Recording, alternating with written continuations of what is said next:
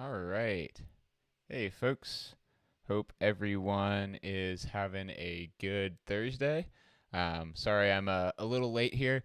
Had some day job things run long, and yeah, but we're here now, and we're gonna do some work on a blog post this week.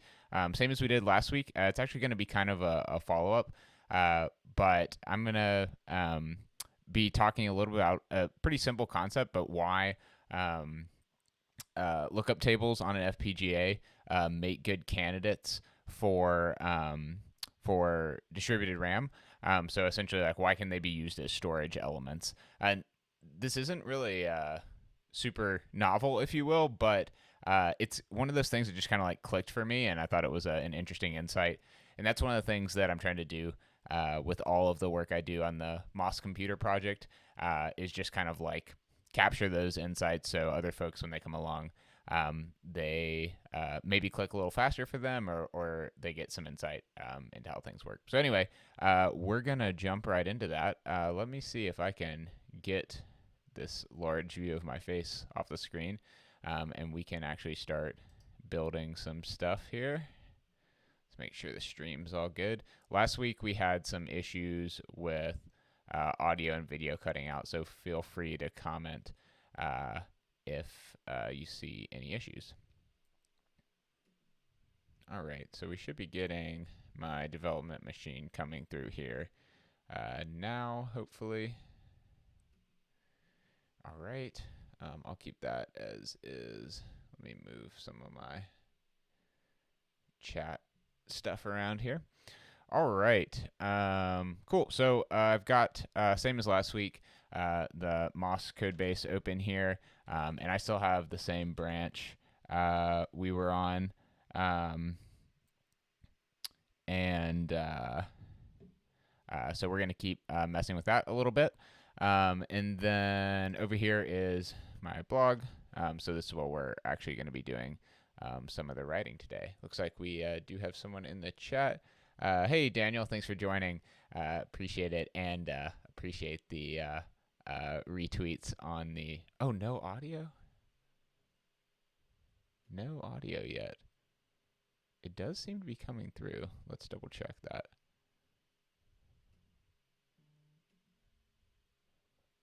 Okay, I can tell that the audio is coming through on the YouTube video, or on the YouTube feed. So I think we're all set here. Let me know if it still doesn't come through for you. I know it's only on, I think, the left channel, which I'm not exactly sure why that's the case. But it should be coming through. But let me know if that doesn't improve for you. All right. So I'll go ahead and open this up. We're going to create a new post here. So our post last week was this 10.1.23 here. So Windows Vivado and for BRAM or block RAM. So we're going to take this as kind of the beginning here as well. And we'll say 10, what's tomorrow? 10.6.23.md. And here we go. So I'll keep that in there. And 10.6. And what should our title be? Why? How are lookup tables used as storage elements? Actually, let's shorten it. How are LUTs used as storage elements on an FPGA? Oops. We'll just make this a little shorter. How LUTs used storage FPGA. And I'm going to update this You can see the timestamp there because we had so many troubles with audio and such last time. Also, Daniel, let me know if the audio doesn't improve for you there.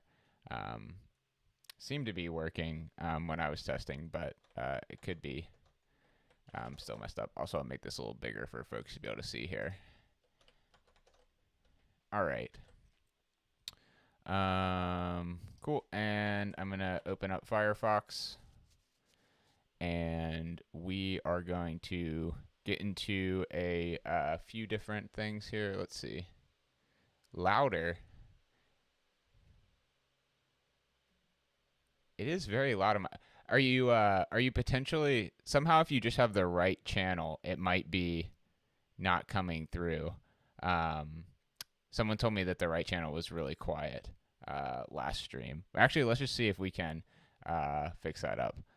Only left channel audio OBS.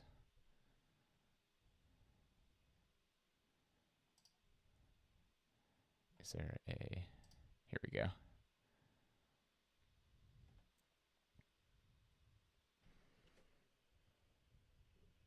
All right, let's see if we can fix this up here.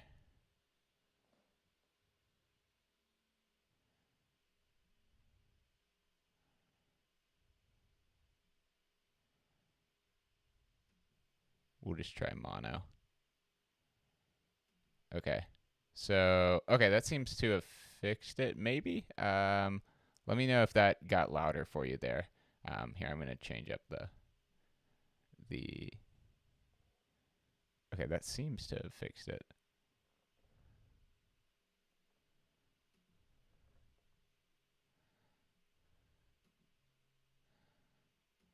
Okay, so on my end, that seemed to fix the only coming out of the left channel aspect. Okay, better. Awesome. Cool. Well, thanks for helping me troubleshoot that, Daniel. I appreciate that.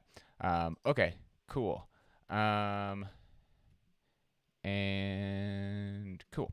All right, so there's a few things I wanted to take a look at. So the Xilinx 7 series, if for folks who are new to the stream, we're using the RDA 7 board, which is popular for a lot of folks. Also, it looks like that my camera is frozen again, which happened last week.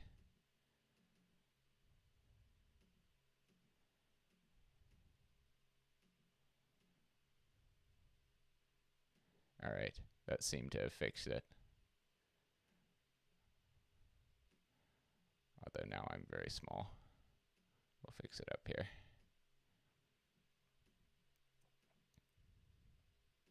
All right, let's see if that worked for us.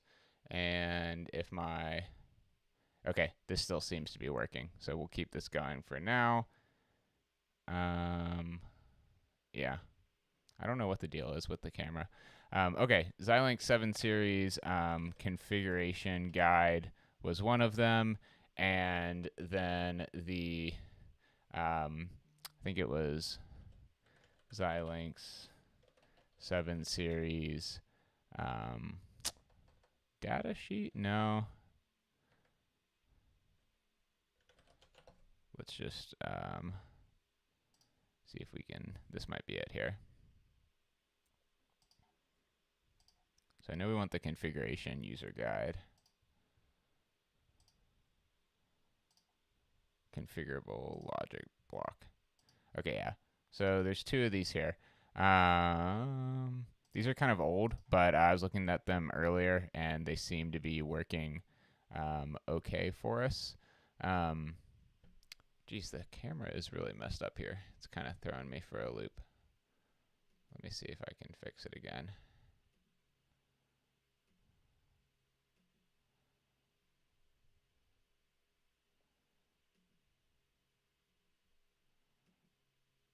That did not seem to help at all.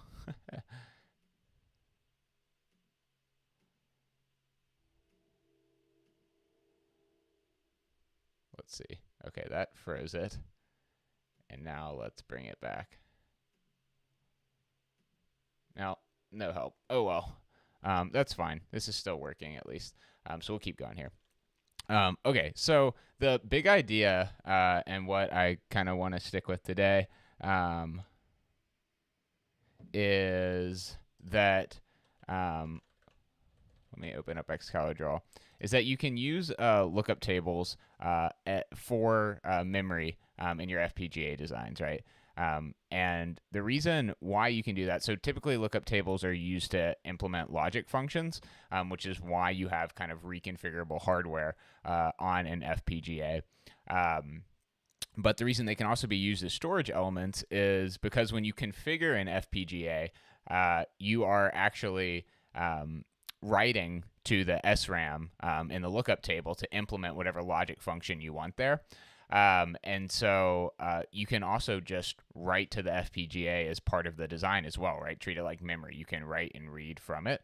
And so that's what I want to look at today and kind of write a blog post about. If folks didn't see the one last week,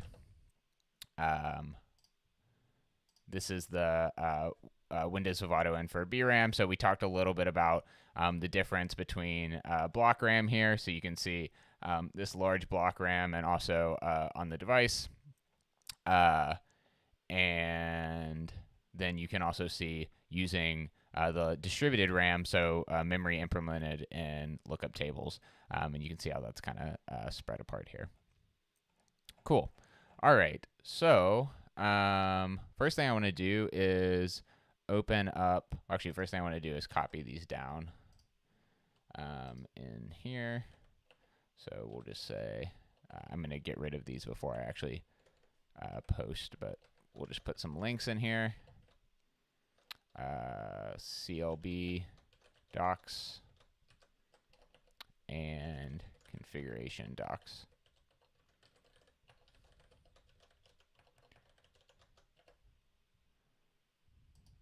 All right. We'll grab these.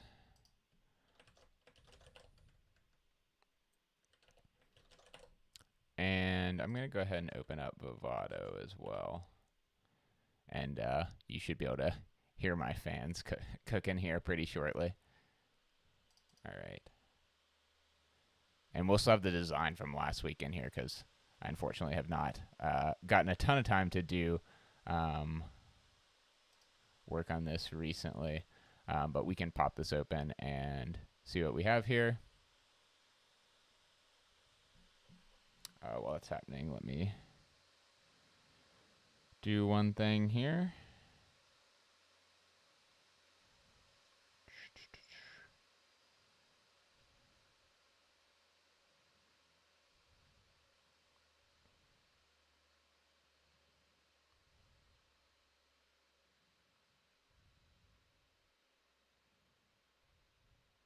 All right, looks good.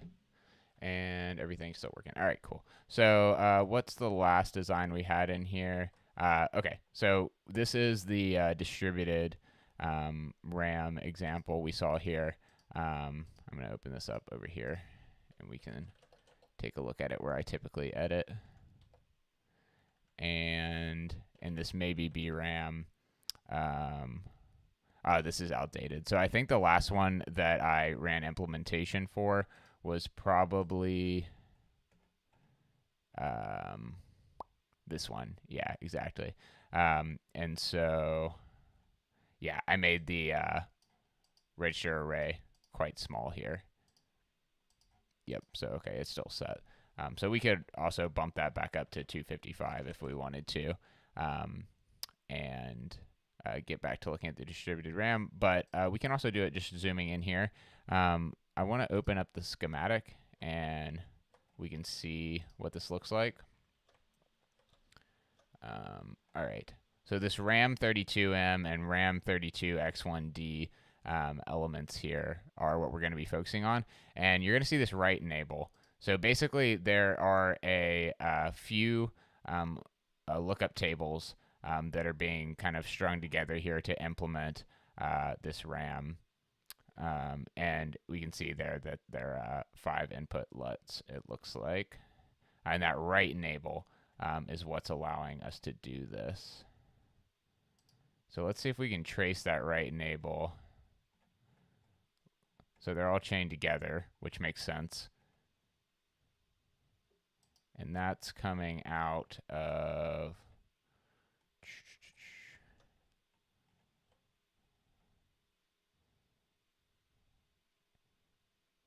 yeah, that's coming out of the switch here that we have tied to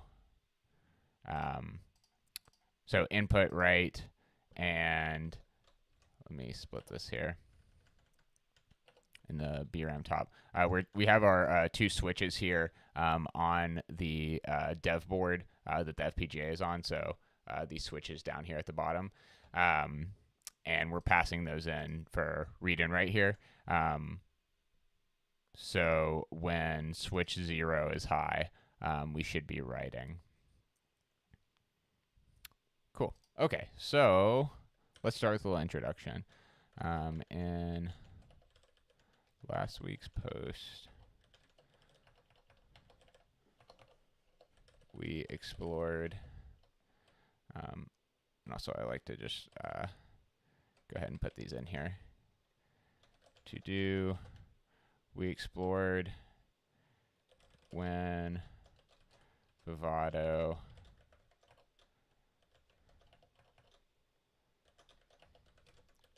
inferred block RAM, BRAM to do for memories in FPGA designs, and when it used lookup tables,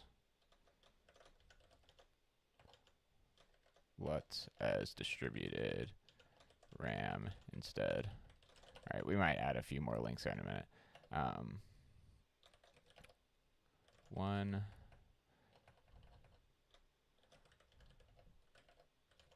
somewhat obvious why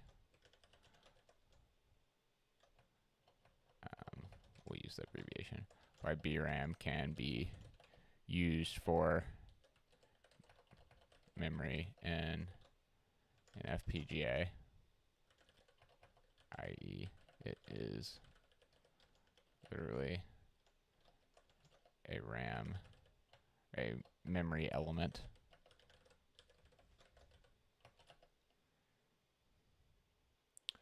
The use of LUTs as distributed RAM is somewhat more subtle. All right, I might clean that up a little bit. Almost certainly will. Let's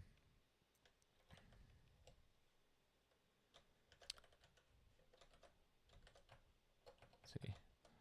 LUTs are the, I don't really like this terminology, but it's what's flowing right now, so that's what we're going to get. LUTs are the magic elements of FPGAs that allow for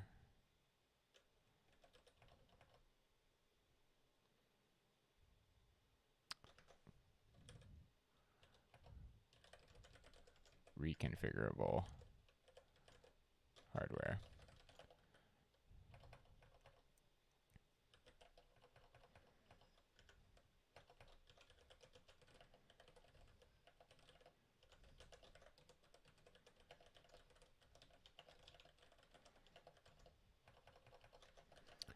Depending on the size, number of inputs and outputs of a lookup table,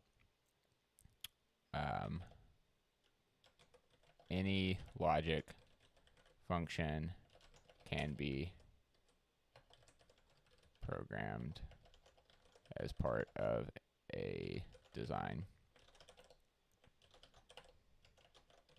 Understanding how this is possible requires exploring the architecture of LUT elements.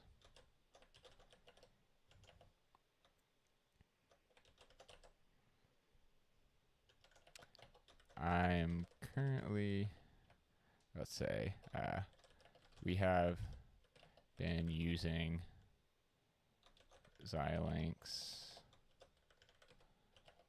7 series FPGAs while developing MOS, so we'll focus on them today.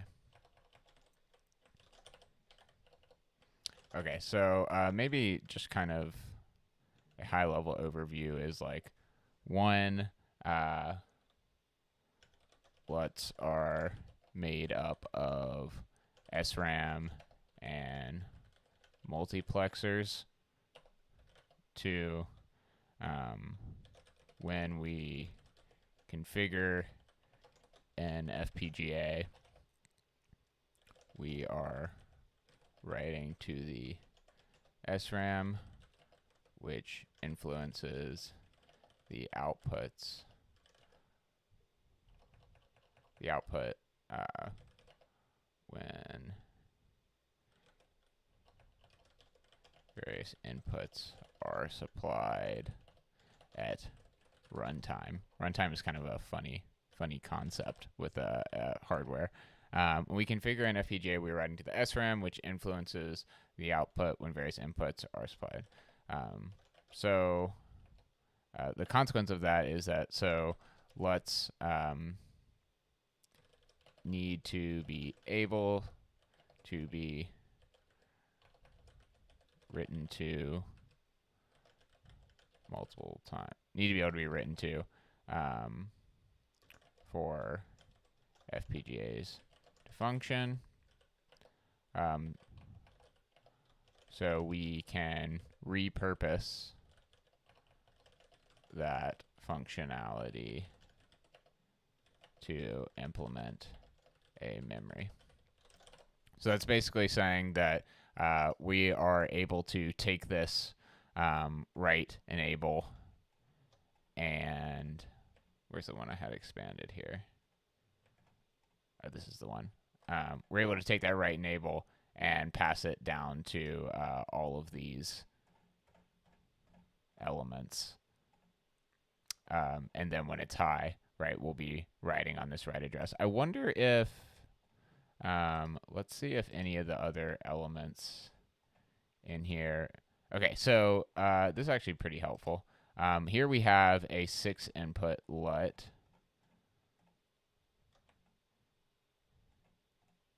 that is just taking inputs and output, right? So we're essentially writing to this at configuration time.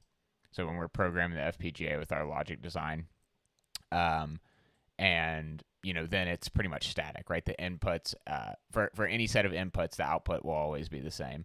The difference over here is that for any set of inputs, that outputs could be different. Yeah, so type, and it actually shows it differently here, even though I think if I highlight this and then jump over to the device, yeah, so we can see, let me also get whatever this one was over here. So RAM, B, and R address, those can be kind of our two here that I want to compare. All right, so there we go. And what you're going to see the difference is as slice L versus slice M, which basically means this slice is a logic slice or a memory slice. So if we go in, we can see this lookup table here. It's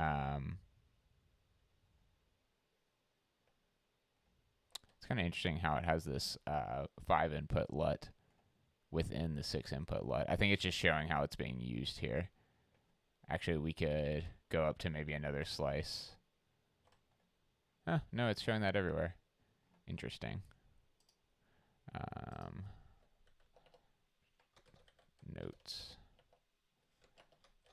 Why is there a 5 LUT in a 6 LUT.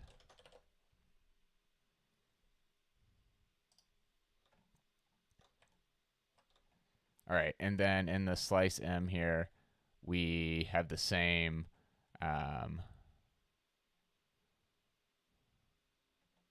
we have the same 6 LUT here, but we just have more of it shown. So it's the same basic element of logic, or bell, which we talked about last week. LUT5 or MEM5, bell properties. It's still a 5 LUT.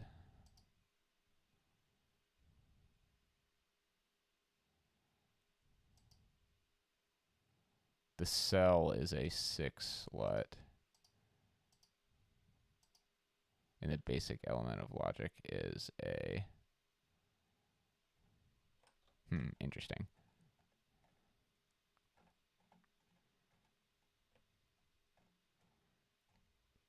Yeah, it seems like it's true for all of these.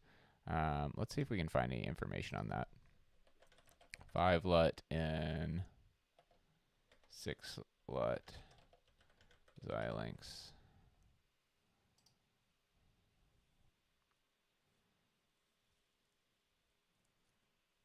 It's moving a little slow today. Let's see.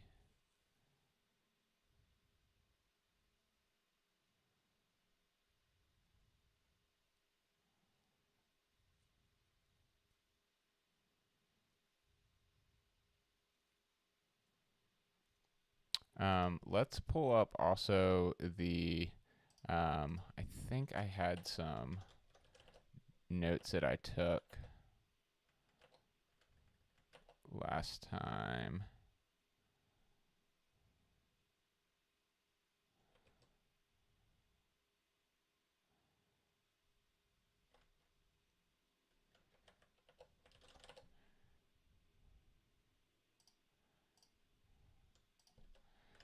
Oh, I can't find it. I'm looking for the documentation. Xilinx 7 series logic elements.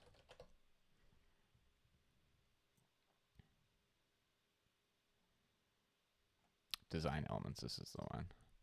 I think I put this in the Moss docs, maybe.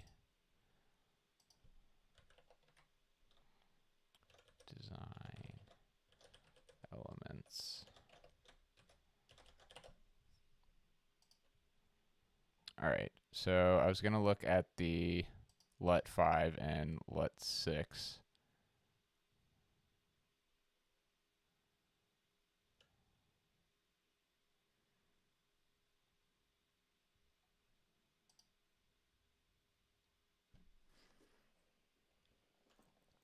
Okay, so we can kind of see this in here.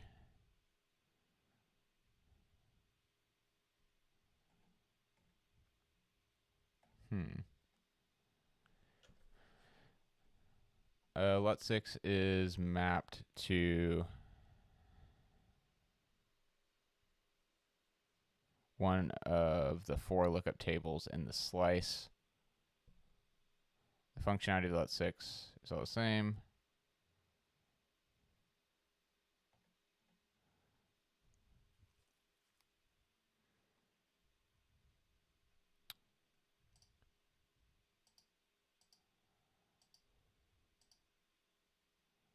So LUT6 2 is 2 outputs. Okay, so you're just chaining 2 LUT5s together to make a LUT6, it looks like. But I'm not sure why on here.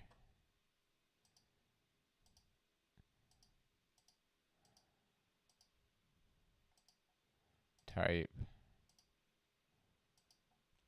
LUT5.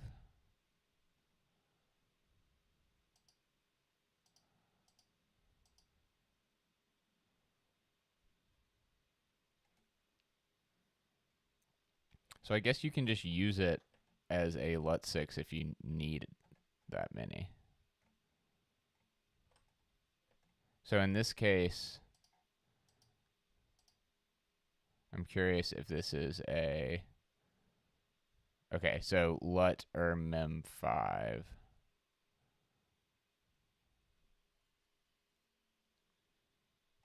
So I think this might actually be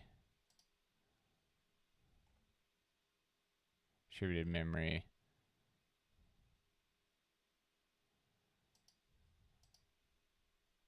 Oops.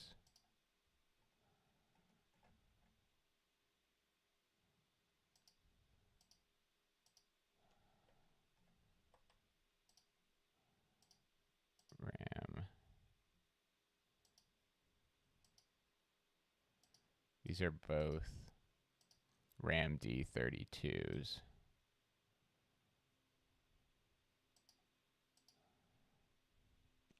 But one of them is a 6 LUT and one of them is a 5 LUT, it looks like.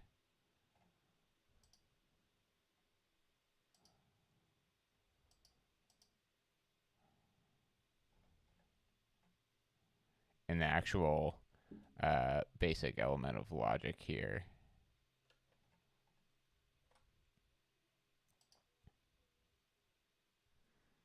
Let's see if there's a separate for, okay, RAM 32M. Here we go. This RAM is implemented using the LUT resource of the device known as select RAM plus and does not consume any of the block RAM resource on the device. Implemented in a single slice and consists of one 8-bit write.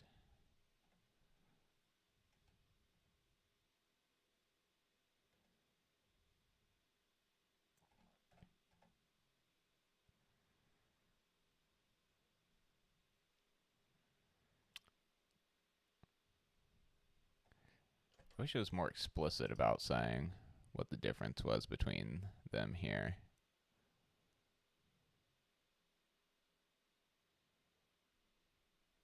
One LUT5 is packed into a LUT6 within a slice, or two LUT5s can be packed into a single LUT6. Okay, that's helpful.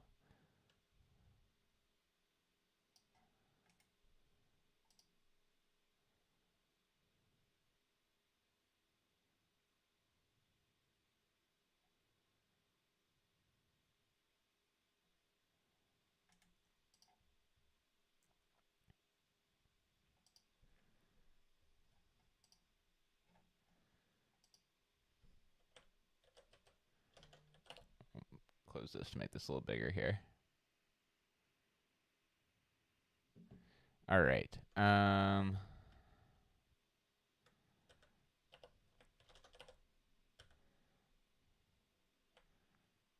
Last week I didn't do any sections in the post. I just kind of went through it, which I kind of liked.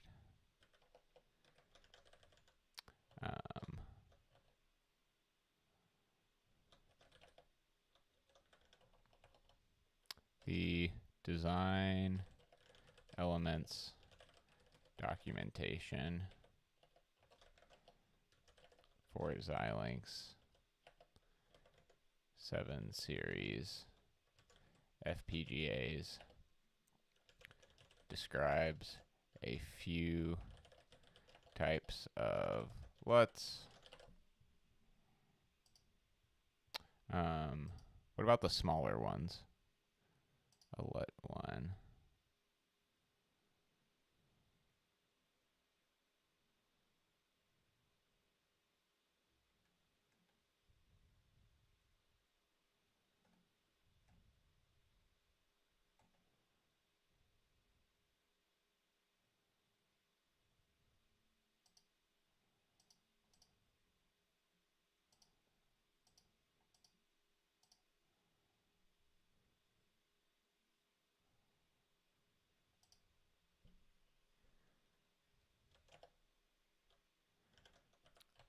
LUTs are classified by the number of inputs, making a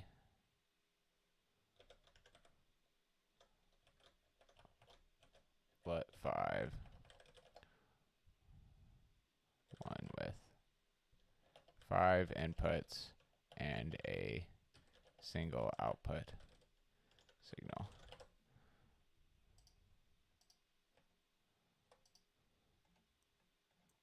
And that's why we're chaining all these together, right? Because we actually need more output signals. So if we go over here,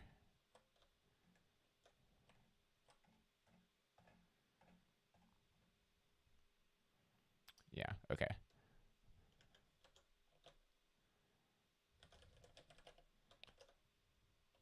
Per the documentation.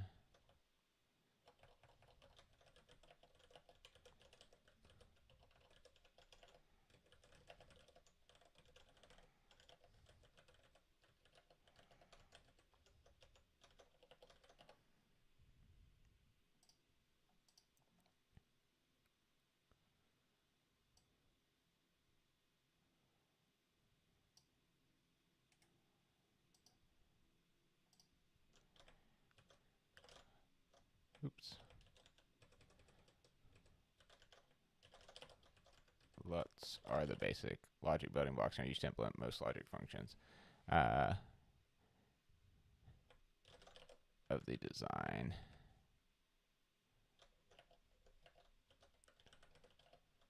Links.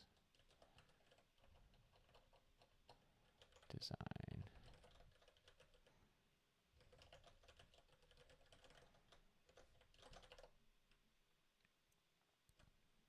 All right.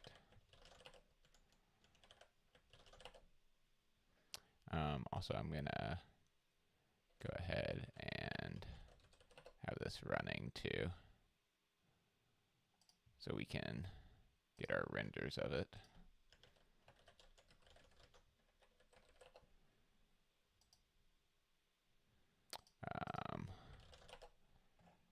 Let's make this today so that we can see it. All right.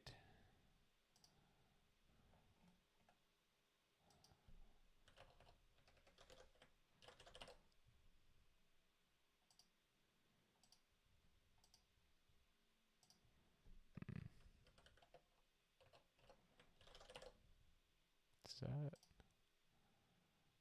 that doesn't really help.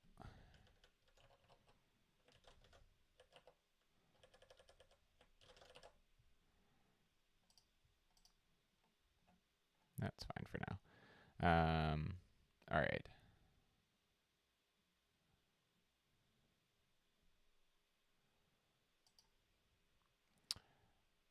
Is there anything I want to talk about the architecture of them, which I think is going to be in the configurable logic block design guide here.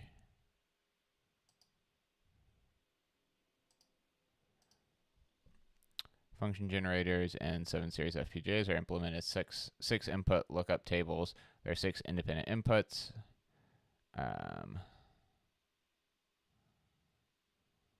2 independent outputs for each of the 4 function generators in a slice.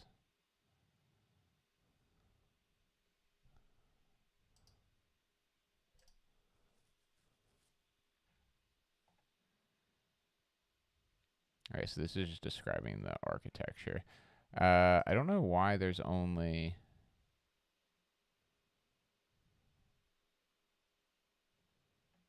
LUT 6 mentioned.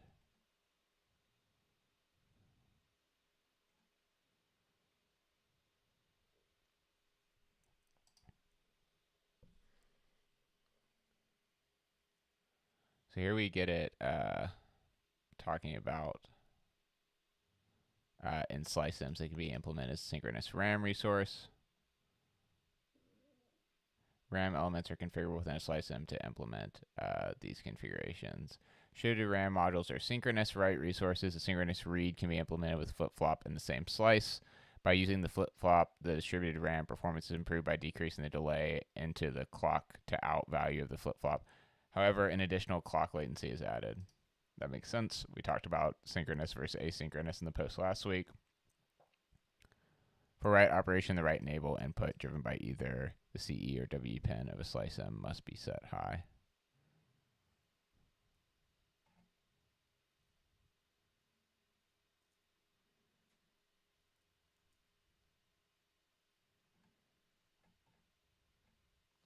I was hoping it was going to give us some, let's see, Xilinx LUT RAM multiplexer.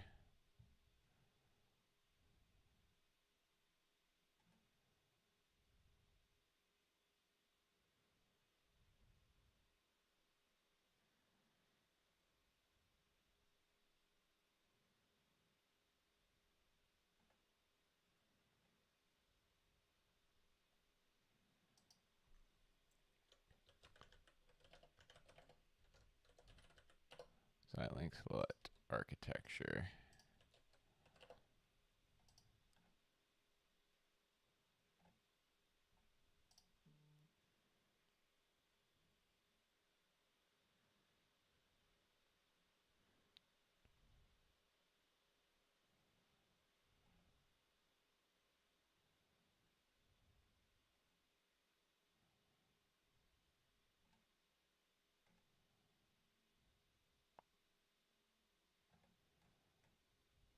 I don't think it's going to tell us anything about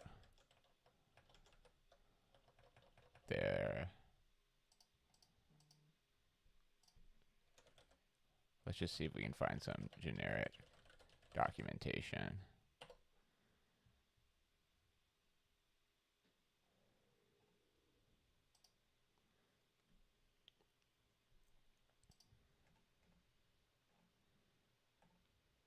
Okay, so this is yeah,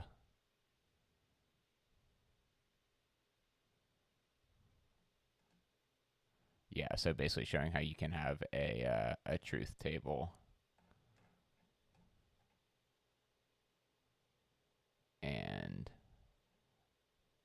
multiplexers. Number of input variables more than the number of LUT inputs. So this is showing chaining lookup tables together. Oh, this is a great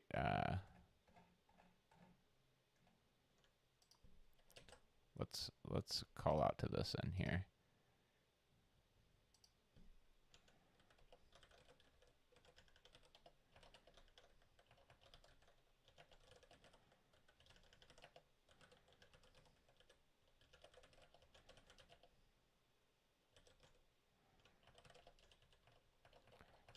Random access memory, SRAM, and multiplexers.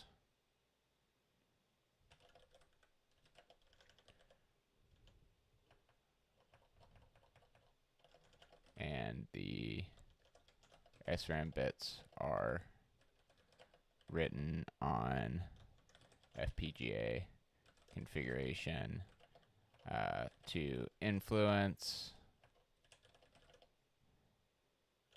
or let's see, to dictate the outputs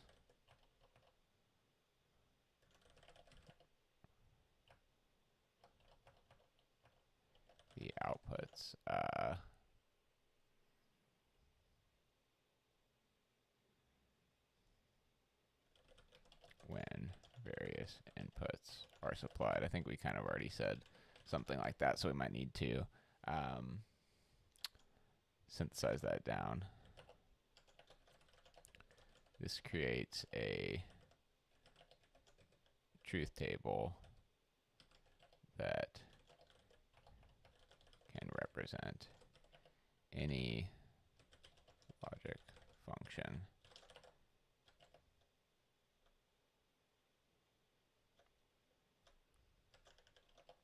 What is this site called?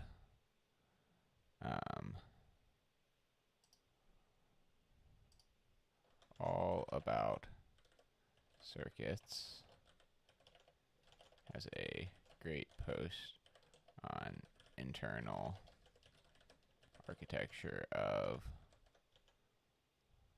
LUTs if you are interested in learning more. And let's make sure to link there. Oops. And I'm going to grab this as well. Oops.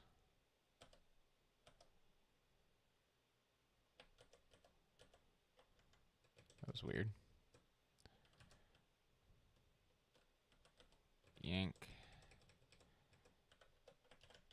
about circuits.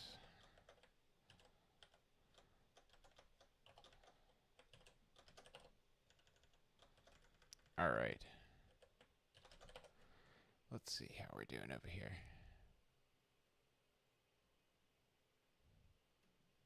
All right.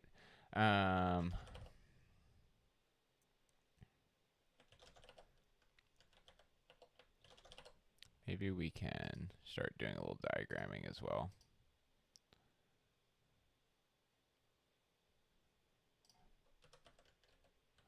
Multiplexer. Can link to them here.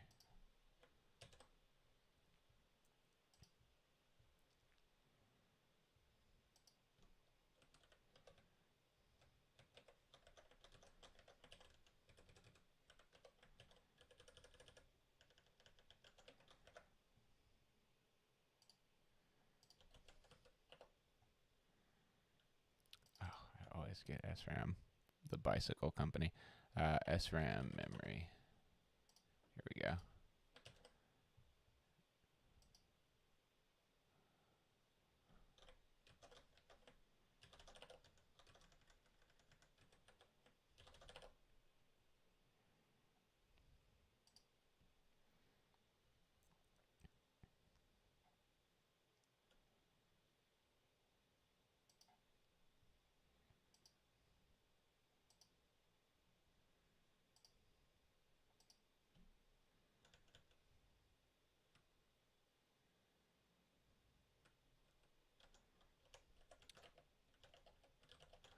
It's the same technology used to implement CPU register files and caches.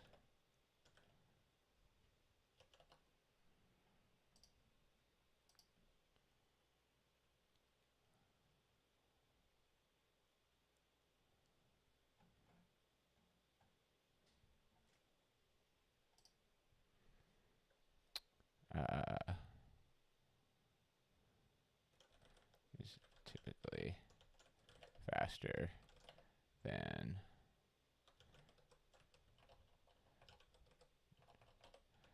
dynamic random access memory,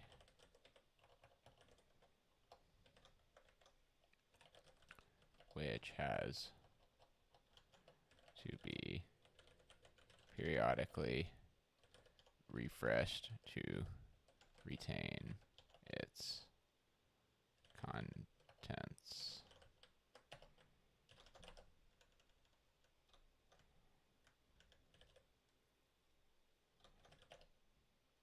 The SRAM, the values stored in SRAM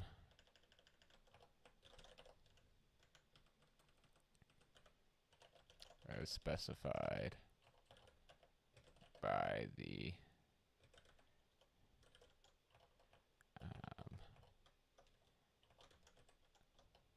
FPGA bit stream.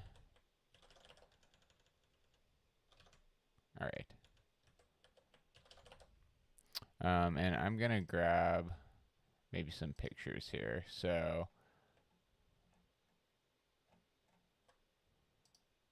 let's see if we can make this bigger. Cool.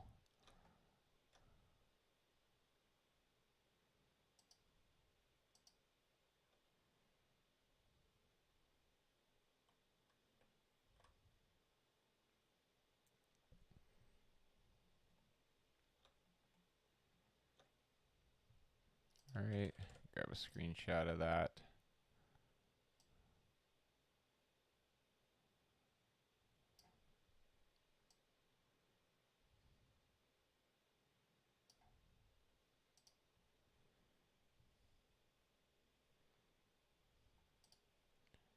And I'm gonna go ahead and move that over.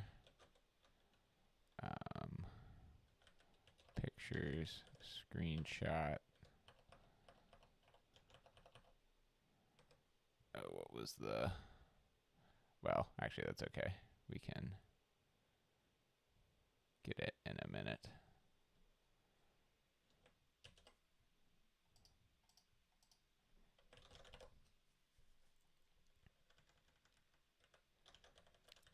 looking back at our example from last week, where distributed from, let's say last post where distributed RAM was used to implement our design.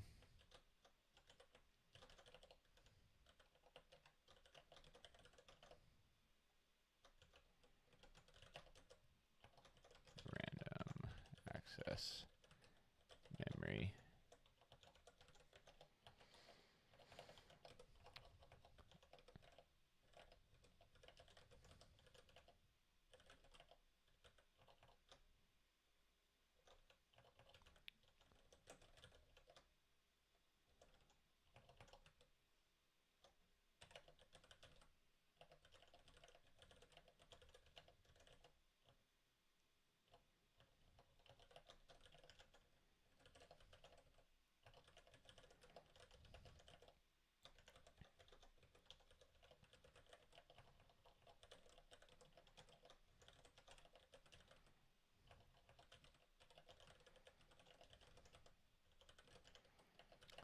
Is being implemented with SRAM.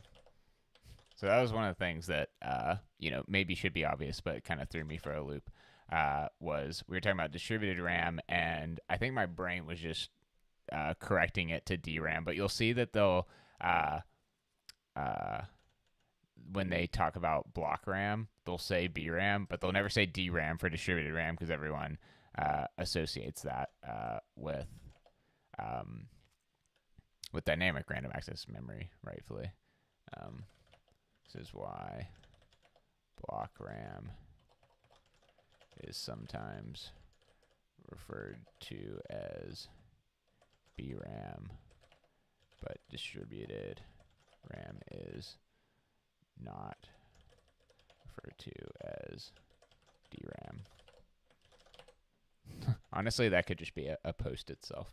Okay, looking back at our example from last post, where distributed RAM was used to implement our design, we can see the lookup tables. Let's see, RAM 32M and RAM 32X1D.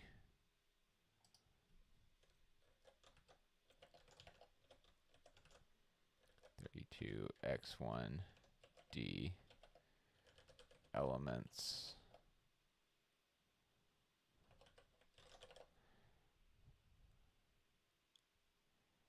All right. And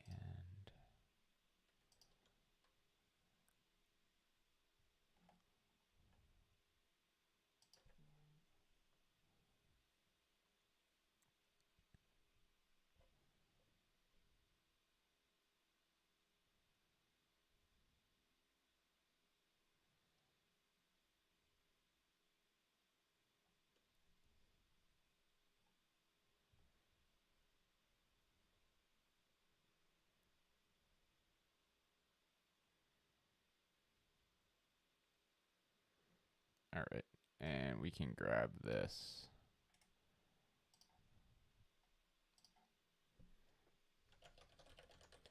Former is described as follows in the Xilinx docs.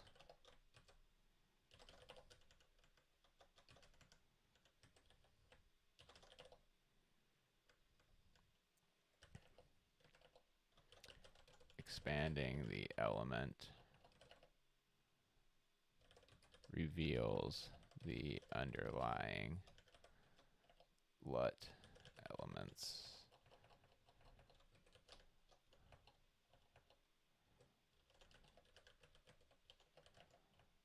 Let's just call them primitives.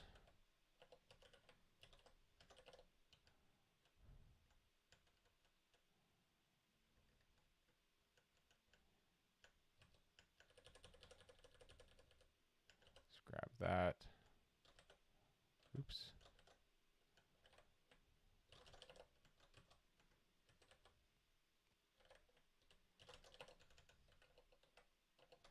To do insert image 0 to do insert image 1.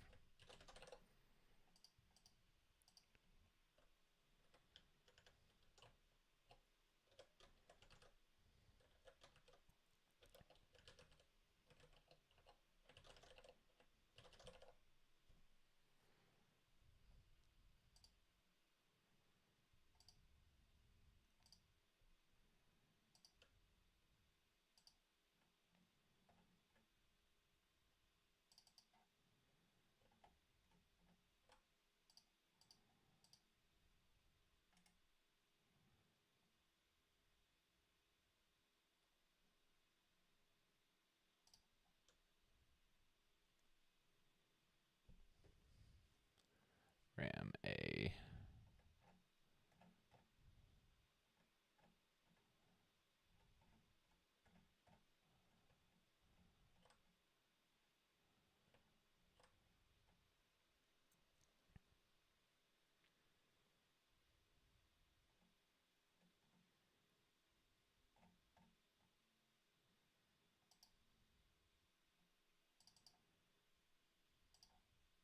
Oops.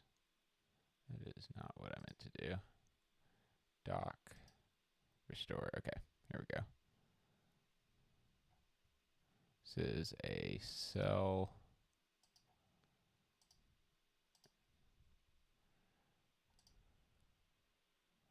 So the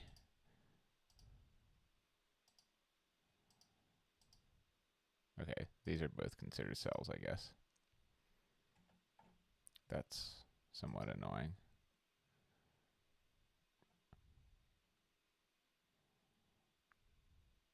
RAM A, RAM B, RAM C, RAM D. Okay, so there's 4, or is there 8 LUTs in here?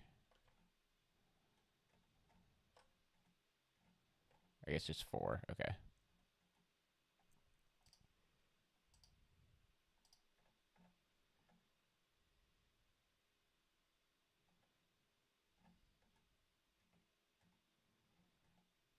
Is there a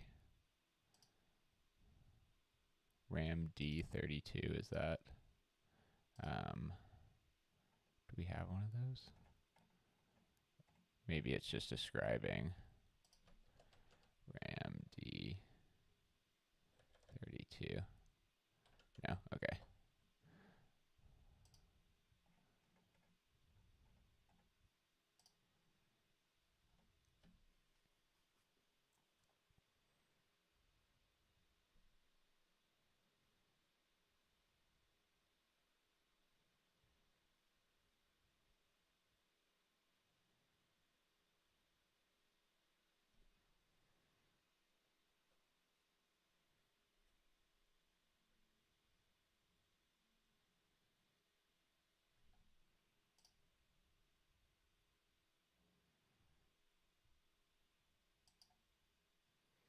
So maybe I should talk about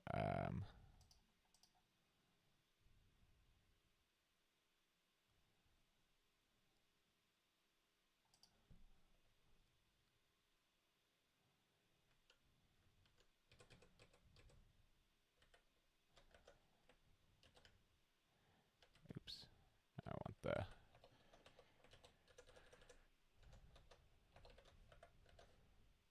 get rid of that. Design elements documentation for Xilinx 7. I want to get rid of this for just a minute.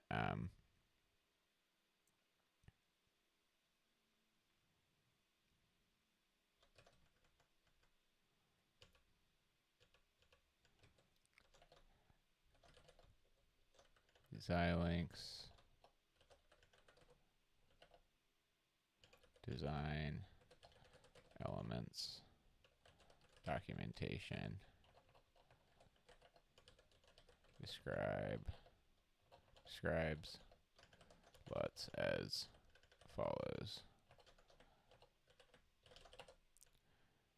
All right, in last week's post, we explored when Vivado inferred block RAM from memories and FPGA FPGA designs and when it used lookup tables, uh, and when let's see, and when it used, let's not bring in lookup tables quite yet.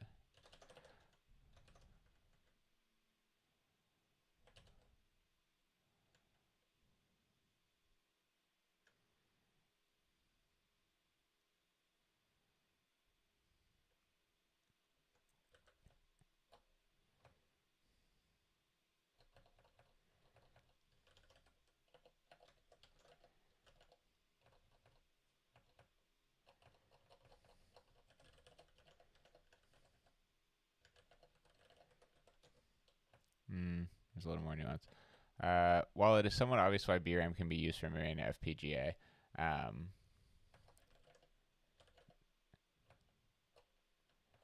distributed RAM is a bit more complicated.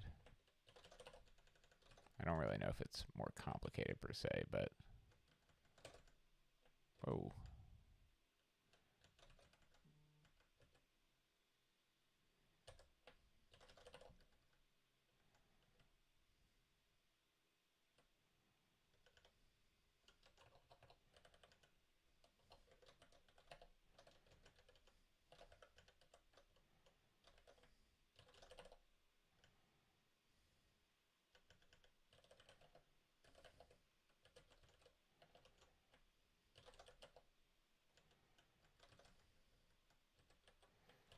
Depending on the size, number of inputs and outputs of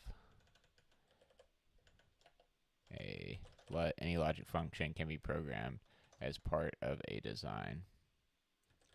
Understanding how this is possible requires exploring the architecture of LUT elements. We've been using Xilinx 7 series FPGAs while developing MOS, so we'll focus on them today. The Xilinx design elements documentation describes LUTs as follows. Internally, LUTs are, okay, that flows pretty well now, I think. Internally, LUTs are implemented with static random access memory and multiplexers. And the SRAM bits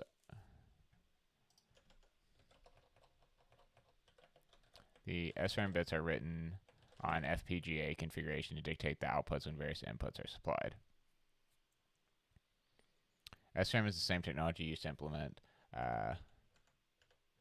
we'll just say, CPU registers and caches, and it's typically faster than dynamic random access memory, DRAM, which has to be periodically refreshed to retain its contents. The value stored in SRAM is specified by the FPGA bit stream. I think this is a little duplicative, but maybe we'll clean up in a bit. Looking back at our example from last post where distributed RAM was used to implement our design, we can see RAM 32M and RAM 32X1D elements. I'll go ahead and link these so I don't forget later.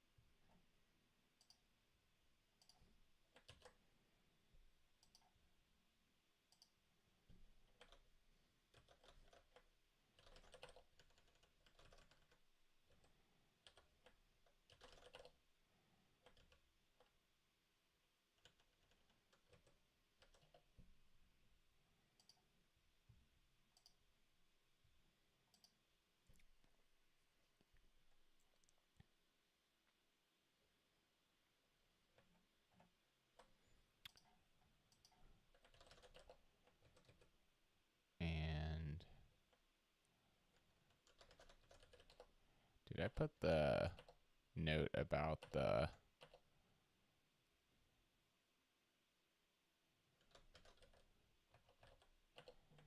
what did I do with the 5 LUT and 6 LUT link here?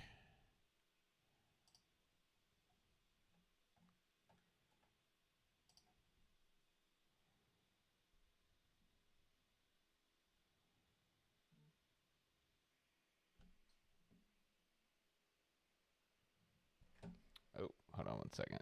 Gotta send a text here.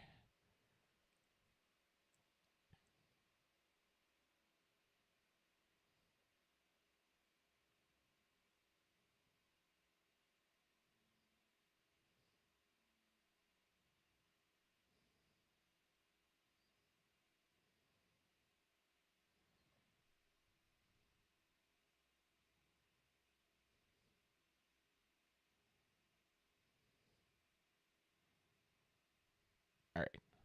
Sorry. Riveting TV that we have here. All right. Cool. So the design element I wanted to find, was it on LUT 5 where it said one LUT 5 is packed into a LUT 6 within a slice, or two LUT 5s can be packed into a single LUT 6 with some restrictions. Okay, so copy that. Pretty sure I.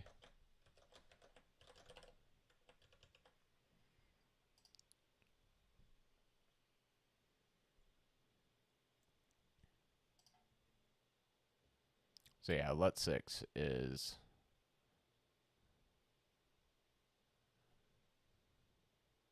How does a LUT 6 work with a single?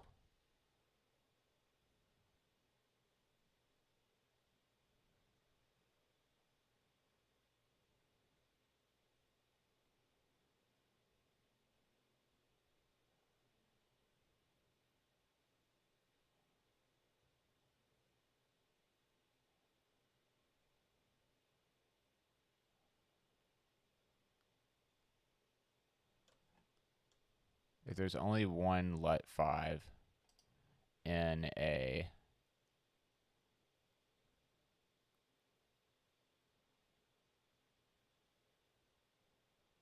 How is a LUT 6 implemented if there's only one LUT 5 present? So 6 inputs, that all makes sense. But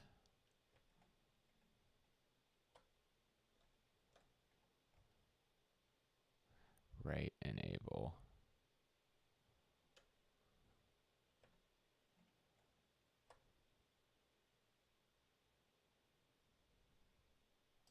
So I'm curious about slice L versus slice M. Let's see. Slice M.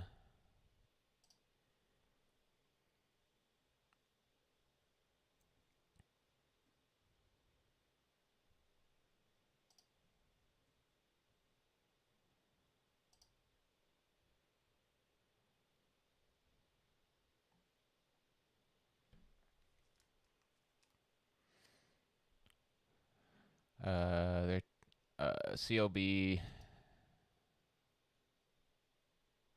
gonna block no slice. There are two different types of slices, referred to slice M or slice L, and each CLB can contain either a slice M and slice L or two slice Ls. Okay. So a slice M. Okay, yeah, we can see it here. So this is a CLB, or I meant to say this one. Yeah, this is a CLB here, and it contains a slice M or a slice L, or a slice M and slice L, or it can contain two slice L. So we can see that actually in action right there. There are roughly twice as many slice Ls than slice Ms on a chip, though the exact numbers vary by device.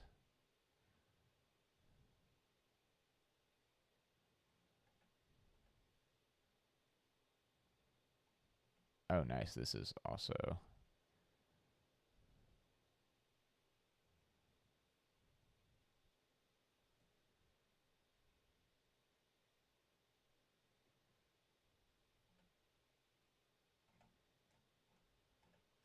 This does not go into very much depth. Confusing, yes. Illustration, yes. Though 5 and 4 input functions will need to have a common input, while 3 in input. Okay, yeah.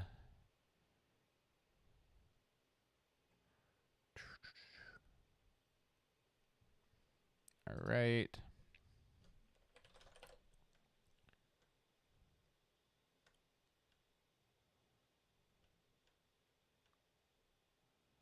Yeah, I think the thing that I don't know if the slice M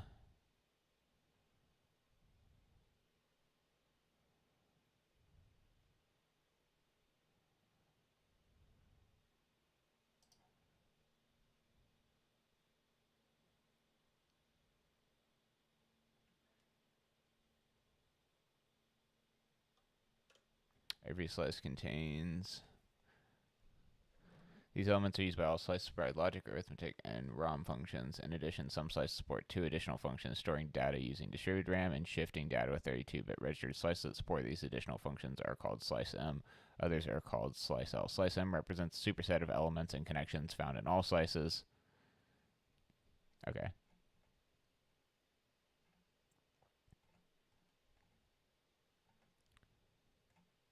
So here we can actually see them.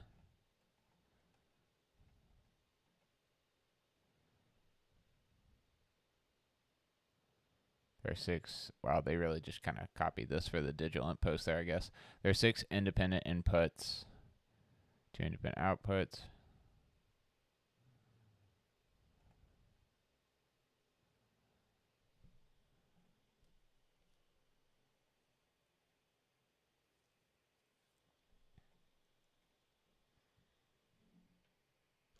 Hold on, let me send another thing here.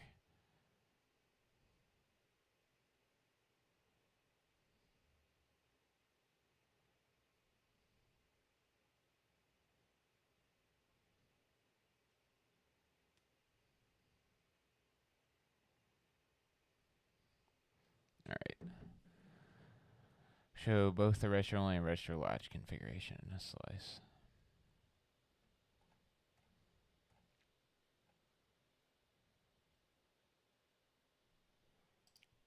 So are the design elements that we're using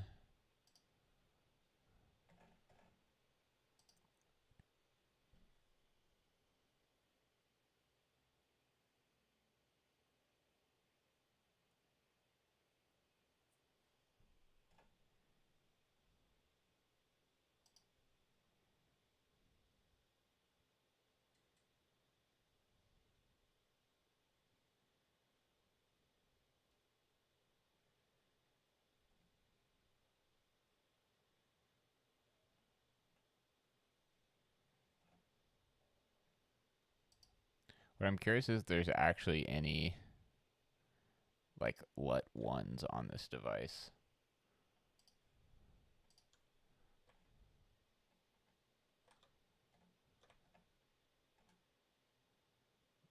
It seems pretty standard across the board.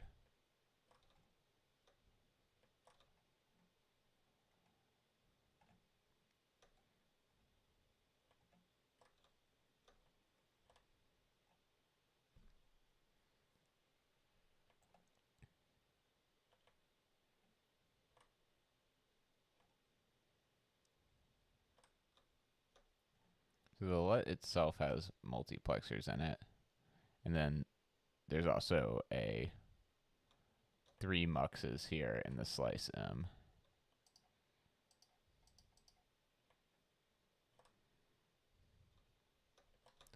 A5 LUT.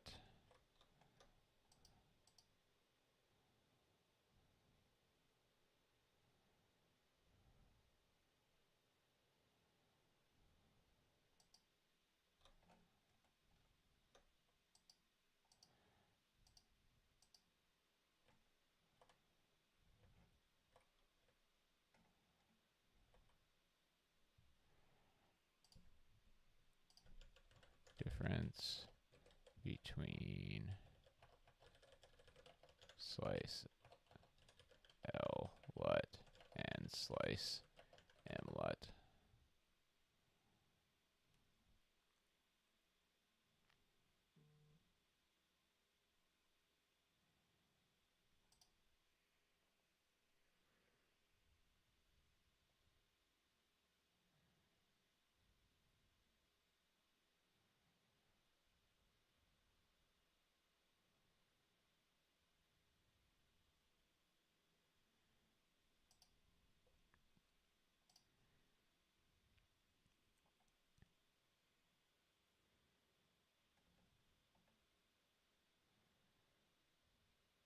So like the LUTs appear to be modeled the exact same.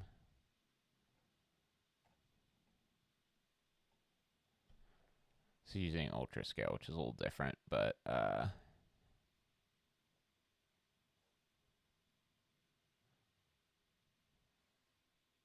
figure 1C, slice L and slice M.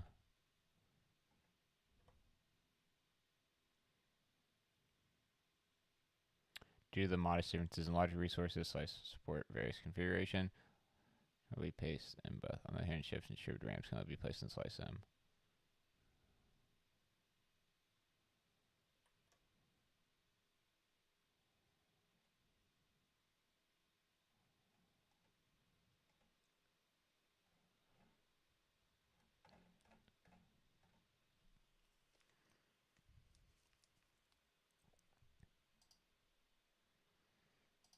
Still doesn't really give you much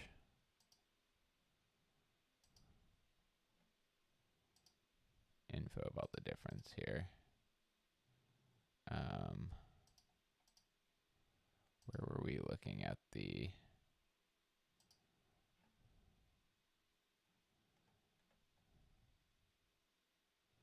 slice 0? Oh yeah, okay, this was gonna like slice M.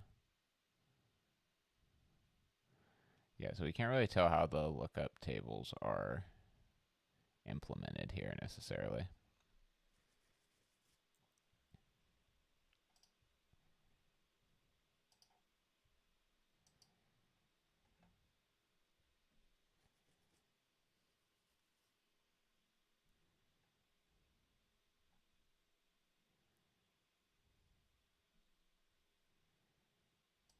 Okay, I think we can continue with this though. So underlying LUT primitives, we have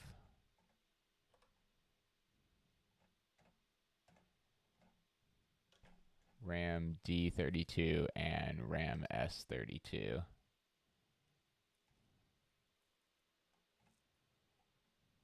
See if we can find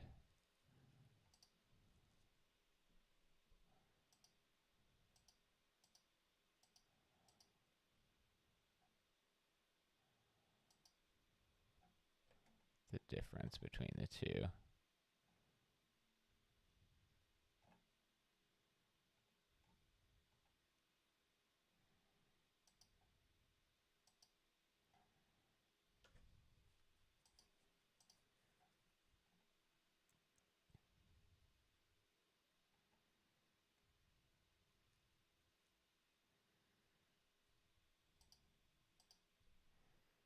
Let's see. RAM S, RAM D32, RAM S32 versus RAM D32.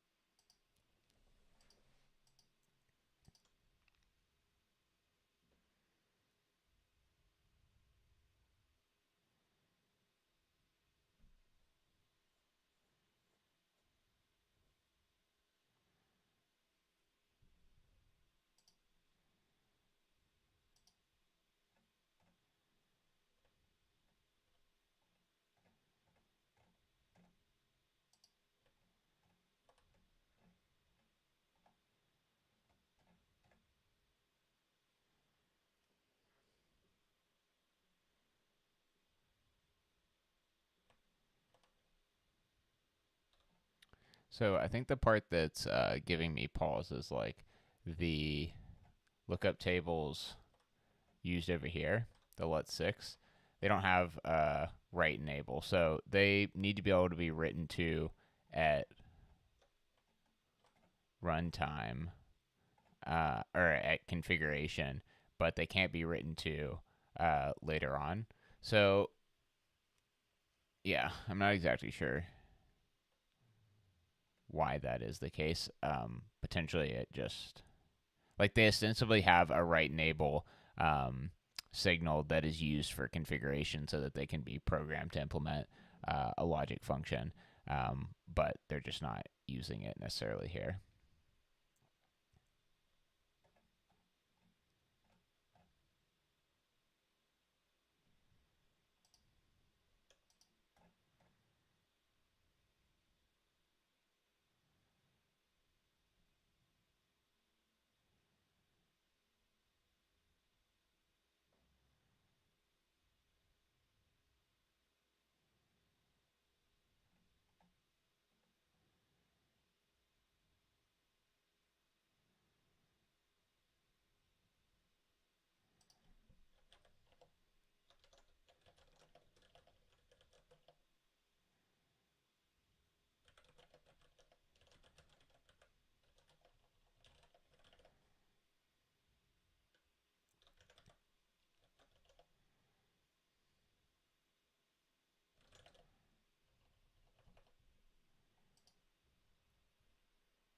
And then, so we have the read and write addresses. But the important thing here is that there's not actually uh, six, or let's see, there's not actually 10 inputs coming in here. It's their write inputs if write is high and read inputs otherwise, I think.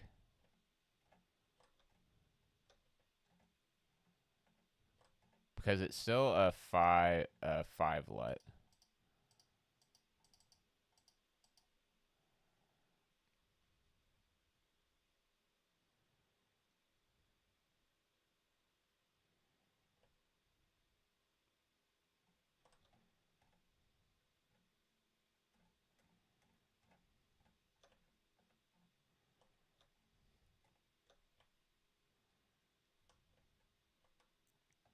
Slice L.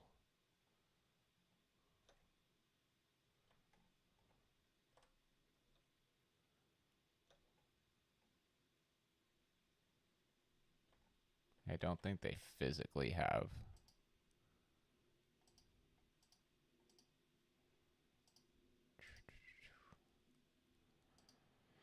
Oh man, how do I keep losing this?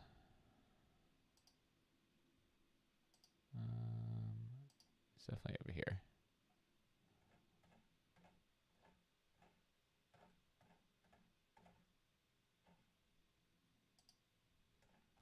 CLB arrangement.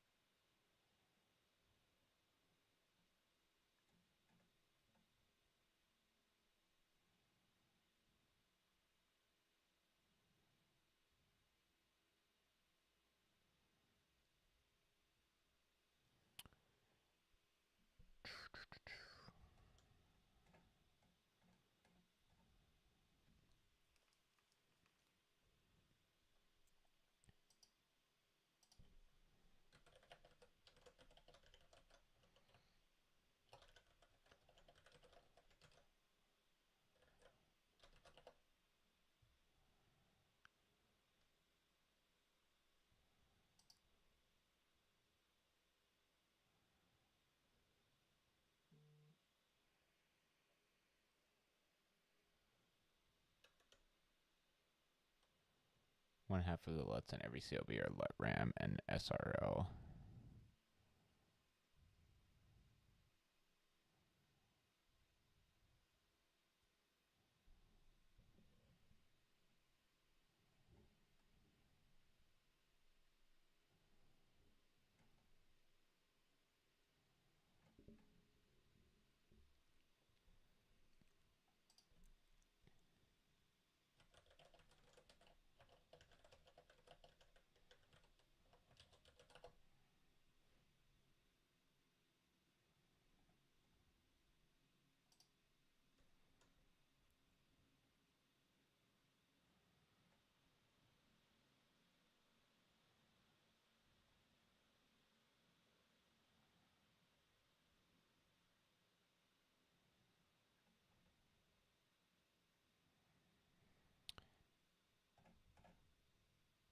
Yeah, I'm just confused about what the difference between the LUTs.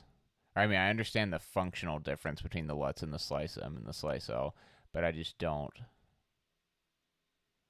know if they're. Let's see. Function generators in 7 series FPGAs are implemented as 6 input lookup tables. So this seems like it's for all slices for the function function generators in a slice.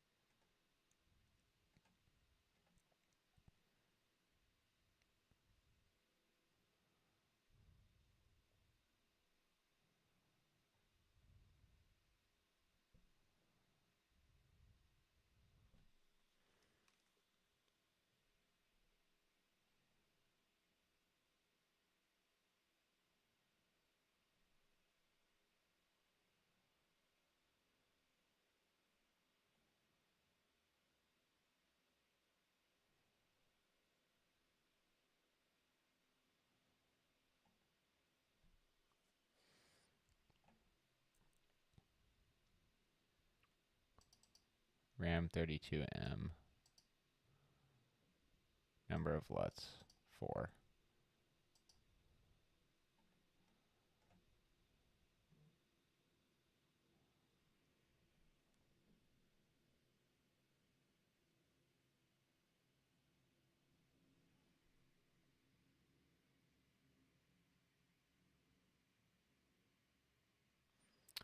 All right. I'm going to keep digging on that, but let's keep pushing ahead here. As can be seen in the schematic, the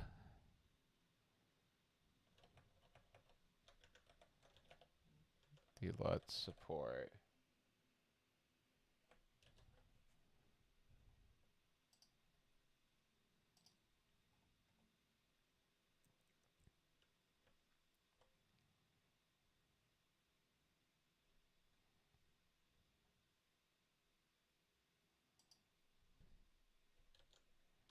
5 read address ports. R address, I think is, RADR.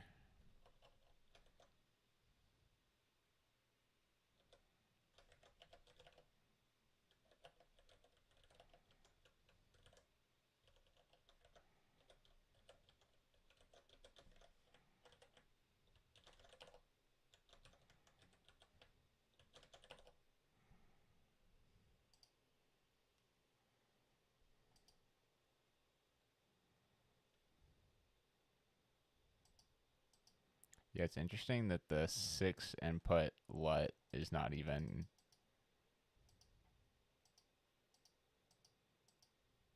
visible on here, I don't think. Oh, no, it is. Okay. RAM A D1. Zoom back out here.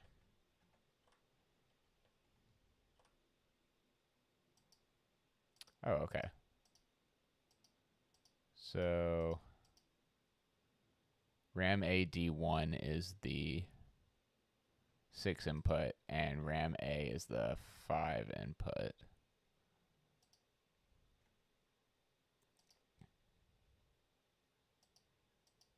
Interesting.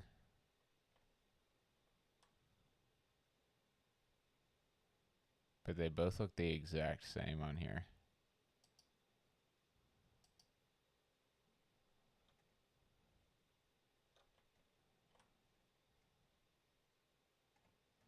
So I'm wondering if it's too...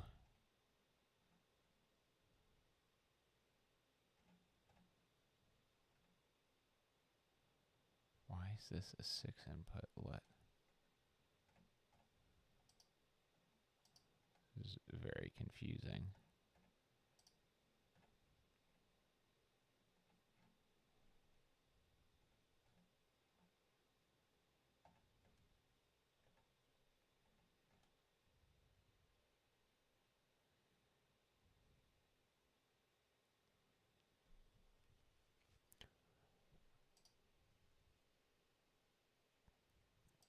I think it is the... Let me jump back over here. RAM 32M.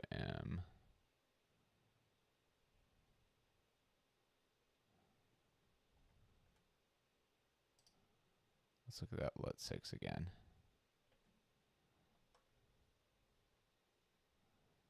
So 6 inputs coming into these 5 maybe?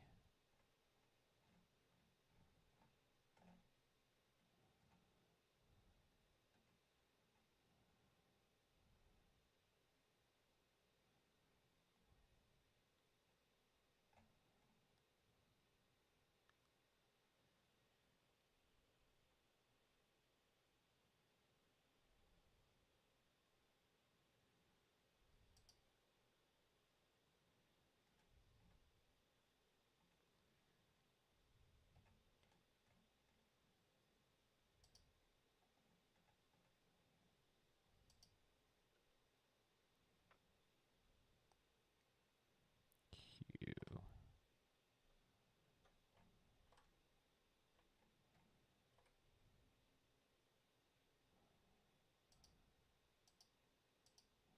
W data.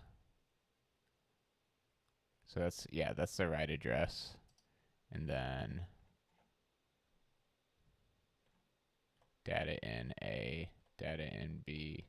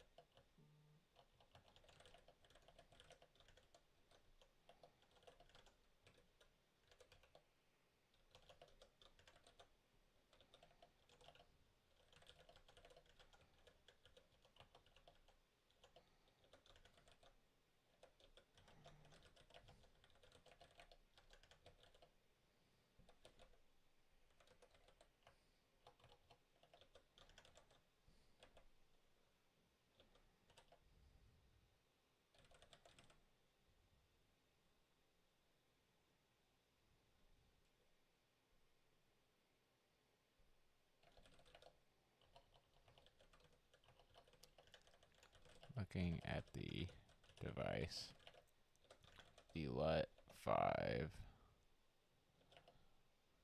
elements reside within the LUT 6 ones. To do insert image 2.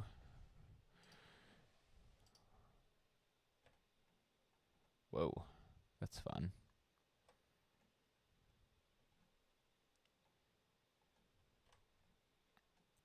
All right, that's going to be our Actually, I kind of want to highlight the right enable. Let's see if we can get that on here.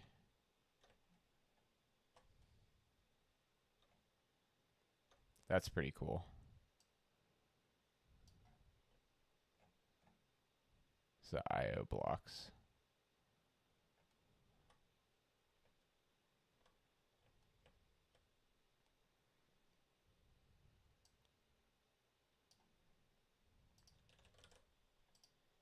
It's going to be our screenshot for the socials for this stream. All right.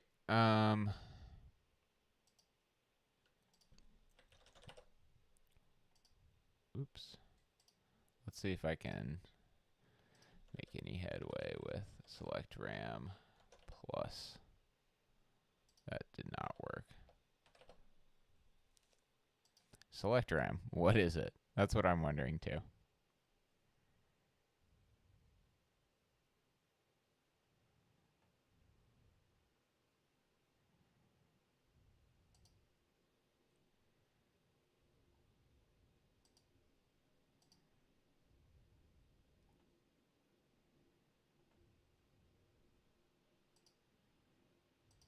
Great.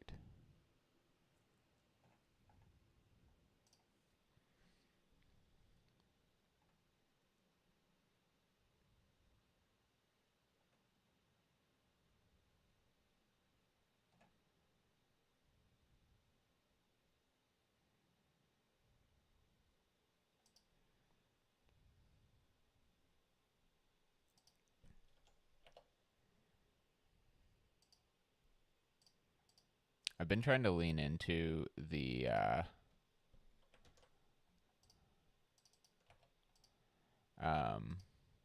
just like if I can't find the answer, just put it out there and say, hey, if you know the answer, uh, feel free to reach out.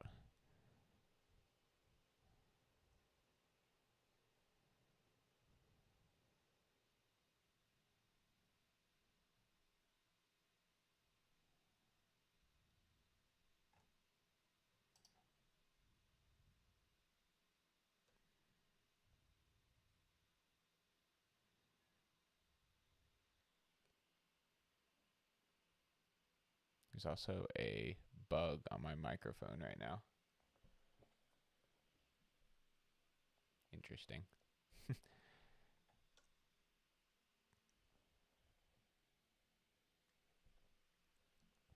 Oh, I guess it's hanging out up there.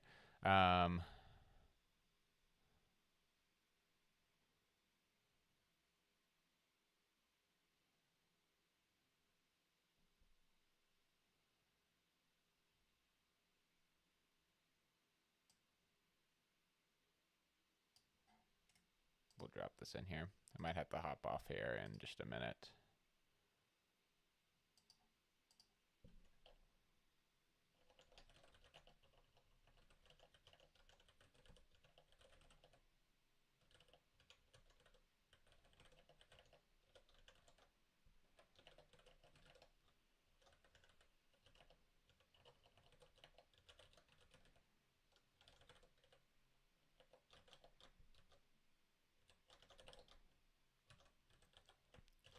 All right.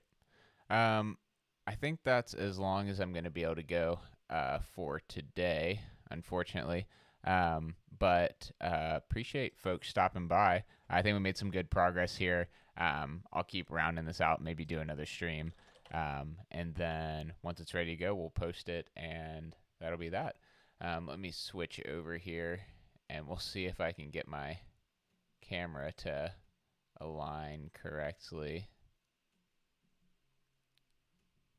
I was on a Microsoft Teams call earlier, and I think that that might have been what did it.